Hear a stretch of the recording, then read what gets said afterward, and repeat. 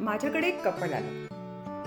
40 इयर्सची female, म्हणजे 40-42 वर्षाचं middle aged couple होतं. त्यांचा प्रॉब्लेम होता, लग्नाला 12 वर्ष झाली, 2 मुलं झालेत IVFच्या ट्रीटमेंटनी, पण अजूनही शारीरिक संबंध आला नाही. आता मिडल एज क्रायसिसमध्ये त्यांना असं वाटतंय की आपल्या लग्नाला काही अर्थच उरला नाही. आपल्याला एकमेकांविषयी जवळीकच वाटत नाही, इमोशनल अटॅचमेंट वाटत नाही, फिजिकल इंटिमसीही वाटत नाही. याचं कारण फक्त एकच होतं, वजायनिस्मस. वजायनिस्मस म्हणजे फिमेलला, म्हणजे स्त्रीला शारीरिक संबंध प्रस्थापित करण्याची भीती वाटते. तिला असं वाटतं मला खूप दुखेल, मला खूप त्रास होईल, आणि यामुळे ती शारीरिक संबंध प्रस्थापित करू नाही शकत.